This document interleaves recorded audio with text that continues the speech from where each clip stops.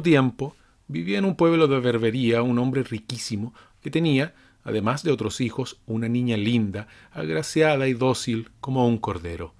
Se llamaba Alivech y era la delicia de su familia. No siendo cristiana y oyendo de continuo a los cristianos establecidos en su patria hacer el elogio de nuestra religión, resolvió abrazarla y se hizo bautizar secretamente por uno de sus más celosos defensores, preguntando después al que la había bautizado cuál era el mejor modo de servir a Dios y alcanzar su santa gracia. Aquel hombre honrado le contestó que cuantos querían con más seguridad ir al cielo renunciaban a las vanidades y a las grandezas de este mundo y vivían en el retiro y soledad como los cristianos que se habían retirado a los desiertos de la Tebaida. Y ved a aquella niña, que apenas contaba 14 años, formar el proyecto de dirigirse a la Tebaida.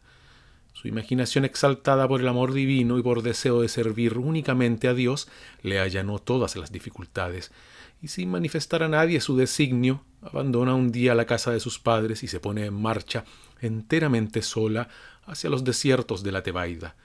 Corre como el viento, solo se detiene para cobrar nuevas fuerzas y, al cabo de pocos días, llega a aquellos lugares solitarios, habitados por la devoción y la penitencia. Divisando desde lejos una casita, encamina sus pasos a aquel sitio. Era la morada de un santo anacoreta, quien, sorprendido al verla, le pregunta qué busca. Ella le contesta que, guiada por inspiración divina, había venido a aquel desierto para buscar a alguno que la enseñase a servir a Dios y a merecer el cielo. El santo solitario admiró y elogió en gran manera su celo, pero viéndola joven, muy linda, y temiendo que el diablo le tentara si tomaba a su cuidado instruirla en las obras de santidad, no creyó prudente tenerla a su lado. «Hija mía», le dijo, «hay un santo varón, no lejos de aquí, mucho más en estado de instruirte que yo. Te indicaré dónde vive, para que puedas ir en su busca, mas es preciso que antes comas alguna cosa». Y le trajo hierbas, dátiles, manzanas silvestres y agua fresca.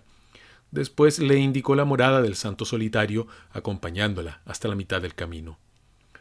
El otro ermitaño, que efectivamente era hombre instruido y muy piadoso, al verla le hizo la misma pregunta que su hermano, y como el padre rústico, este era su nombre, no desconfiaba en lo más mínimo en su virtud, aunque se encontraba en todo el vigor de la edad, no juzgó a propósito rechazarla de su lado.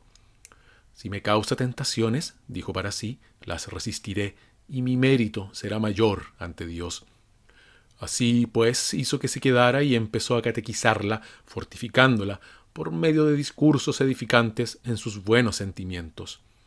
Luego le arregló una cama con hojas de palma y la dijo que allí se acostaría siempre. Acercábase el momento en que debía naufragar la virtud de este solitario.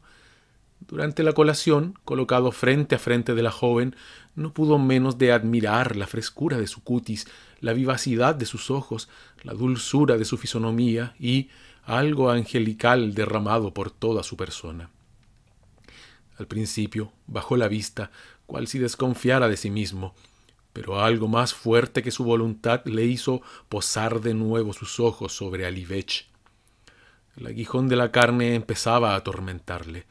Quiere rechazar las tentaciones persignándose y llorando en voz baja, pero inútilmente. Solo sirve esto para empeñar más rudos combates y traer el deseo que acaba de subyugarle. No pudiendo ocultarse a sí mismo su derrota, ya no se ocupa de otra cosa que de la manera como se conduciría para satisfacer sus apetitos carnales, sin herir las preocupaciones de la joven, ni hacerle perder la buena idea que tiene formada de su devoción y su virtud. Al efecto, le hace varias preguntas y ve, por las respuestas que obtiene, que es completamente novicia y no tiene la menor idea del mal. Convencido de su sencillez, forma entonces el designio de encubrir sus apetitos carnales bajo el manto de la devoción y de erigir en acto de fervor y piedad la obra por la cual espera satisfacerlos. Empieza por decirla que el diablo es el mayor enemigo de la salvación de los hombres y que la obra más meritoria que pueden hacer los cristianos es meterlo y volverlo a meter en el infierno, lugar que le está destinado. ¿Y cómo se hace esto?, pregunta la joven neófita. «Vas a saberlo luego, hija mía», repuso el padre rústico. No tienes sino hacer lo que veas que yo haga. Dicho esto, el ermitaño se desnuda y la niña sigue su ejemplo. Entonces, Rústico se arrodilla y hace poner a la pobre inocente en la misma postura. De esta suerte, y agarrados de las manos, pasea su mirada por el cuerpo de alabastro de la doncellita, que se hubiese dicho estaba adornada, y con gran trabajo logra detener los movimientos de su impaciente ardor. Alivesh, por su parte, le contempla, muy sorprendida de aquel modo de servir a Dios, y ve debajo del abdomen una cosa gruesa que se movía. «¿Qué es esto que veo allí?», le pregunta, «que se adelanta y se mueve con tanta fuerza y yo no tengo». «Esto, hija mía, es el diablo del que te he hablado. Ya ves cómo me atormenta, cómo se agita. Apenas puedo soportar el daño que me hace». «Loado sea Dios», repuso ella, «por haberme librado de un diablo semejante, ya que tanto os mortifica. Pero en cambio tú posees otra cosa que yo no tengo. ¿Y qué es ello? El infierno. Y creo que Dios te ha traído a mi lado para salvar mi alma, pues si el diablo sigue atormentándome y tú consientes en que lo meta dentro de tu infierno, me aliviarás y harás la obra más meritoria para alcanzar el cielo. Siendo así, mi buen padre, sois dueño de hacer cuanto os acomode. Amo tanto al Señor que no pido otra cosa que dejaros meter el diablo en el infierno». «Está bien. Voy a introducirle para que me deje tranquilo. Está persuadida, hija mía, que Dios tendrá en cuenta tu complacencia y te bendecirá». Enseguida la llevó sobre uno de los lechos y le enseñó la postura que había de tomar para aprisionar al maldito diablo. La joven Alivesh, a quien jamás habían metido el diablo en su infierno, sintió un gran dolor al tocarla el religioso, lo cual hizo que dijera: «Es preciso que el diablo sea bien malo, puesto que dentro y todo el infierno hace daño». «Es muy cierto, pero tranquilízate, hija mía, pues no siempre sucederá lo mismo. Solo atormenta el primer día que se mete». El ermitaño, que no sufría ningún dolor y que en aquellos momentos sin duda le importaba poco hacer padecer a tan deliciosa criatura, metió 6 veces el diablo en la cárcel antes de abandonar el lecho, después de lo cual dejó descansar a Alivesh y descansó él mismo.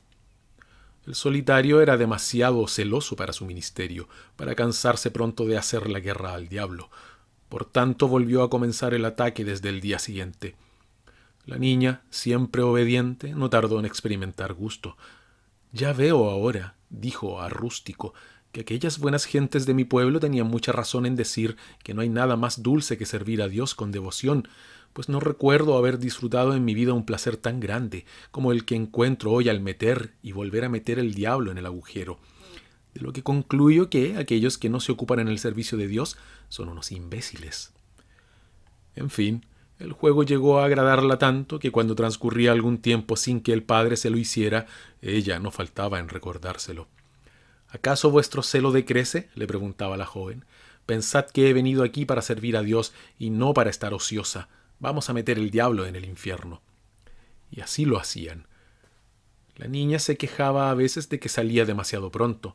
Le había tomado tanta afición que no le importaba tenerlo metido días enteros. Empero, si su ardor aumentaba, en cambio, todos los días disminuía el de Rústico.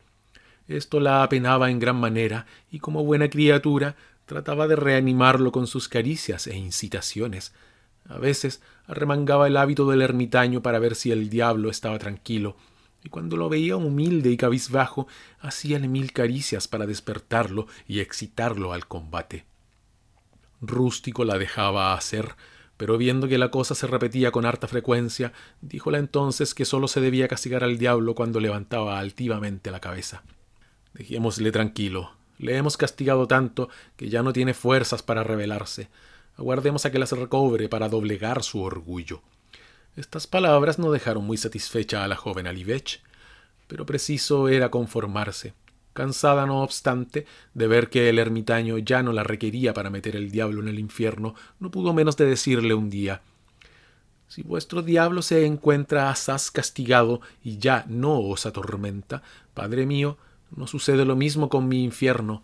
Siento en él algunas cosquillas atroces y me complaceríais en gran manera si quisieseis apaciguar esta rabia, así como he calmado yo la de vuestro diablo». El pobre ermitaño, cuyo alimento consistía en frutas y raíces y sólo probaba agua, cosa no muy a propósito para restablecer su apagado vigor, no sintiéndose en estado de contentar el apetito de la joven Alivech, le dijo que un solo diablo no podía bastar para apagar el fuego de su infierno, pero que haría lo posible para aliviarla. Así pues volvió a meter de vez en cuando el diablo en el infierno, mas las abstinencias eran tan largas y la permanencia dentro del infierno tan corta que, en vez de apaciguar las cosquillas, la irritaban más y más. Su falta de celo tenía sumida en la mayor aflicción a la joven, que temblaba por la salvación del solitario y la suya, creyendo que Dios no podía menos de ver aquella inacción con ojos airados. Mientras se afligían los dos, el uno por su impotencia y la otra por su gran deseo, sucedió que la casa del padre de Alivech fue pasto de las llamas, pereciendo envueltas en ellas él y toda su familia. Como no quedase más que la joven, encontróse, por este desgraciado accidente, única heredera de los inmensos bienes que poseía su padre. Un joven de su país, llamado Neherval, que había consumido toda su fortuna en el desorden y que espiaba una ocasión de rehabilitarse, se acordó entonces de la niña Alivech, la cual hacía 6 meses que desapareciera del lado de sus padres, y se dedicó a buscarla, esperanzado de casarse con ella. Con mucho trabajo llegó a descubrir el camino que había tomado al huir y tuvo la fortuna de encontrarla. No obstante, costóle no poco trabajo hacerla volver a su país, pero al cabo lo logró y se enlazaron. A pesar de que el ermitaño estaba extenuado hasta lo sumo, tuvo una gran pena al verla partir, pues contaba restablecer sus fuerzas y terminar a su lado sus días. Las señoras que Neherval invitó a la boda no se olvidaron de preguntar a Alivech el género de vida que había llevado en la Tebaida, quien les contestó con la franqueza y sencillez de su carácter que había empleado todo el tiempo en el servicio de Dios y que Neherval había hecho muy mal en llevársela. ¿Pero qué hacíais en su servicio? Le servía metiendo y volviendo a meter, cuantas veces podía, el diablo en el infierno. La respuesta requería una explicación, y habiéndola interrogado nuevamente dichas señoras, diólas a entender, con el gesto y la palabra, cómo se practicaba aquello, lo cual causó no poca risa a cuantos la oyeron. Si no es más que por eso, le dijeron, no echéis de menos la Tebaida, pues lo mismo se hace aquí. Tened la persuasión de que Neherval servirá a Dios en vuestra compañía tan bien como el más fervoroso de los padres del desierto.